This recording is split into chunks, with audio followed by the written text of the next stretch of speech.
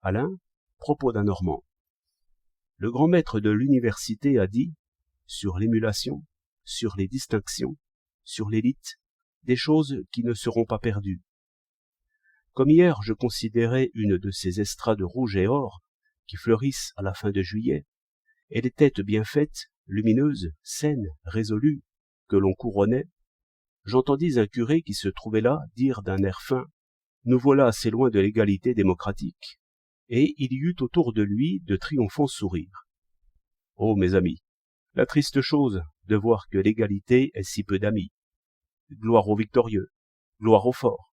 Ils ne chantent que cela. Et que voit-on dans l'histoire? Les forts encore plus forts par leur force, les faibles encore plus faibles par leur faiblesse. Le droit couronnant le fait, des conquérants, des audacieux, des hommes qui marchent sur des hommes. C'est une vieille histoire.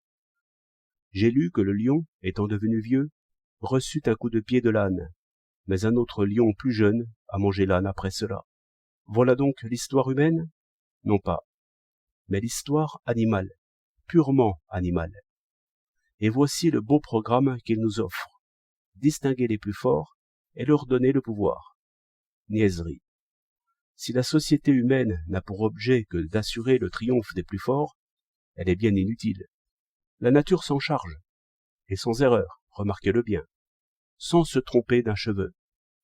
Car il y a force et force, et justement les hasards du combat montrent toujours, sans erreur possible, la meilleure combinaison de ruse et de force, qui est enfin la vraie force.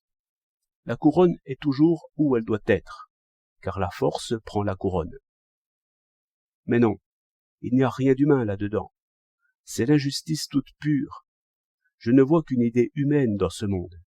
C'est qu'il faut instruire celui qui ignore, protéger celui qui est faible, maintenir enfin l'égalité des personnes humaines, respecter le vieillard, respecter l'enfant, respecter le fou, à cause de la seule effigie humaine, marquer les produits humains comme inviolables, employer toute la force des forts à maintenir le droit des faibles.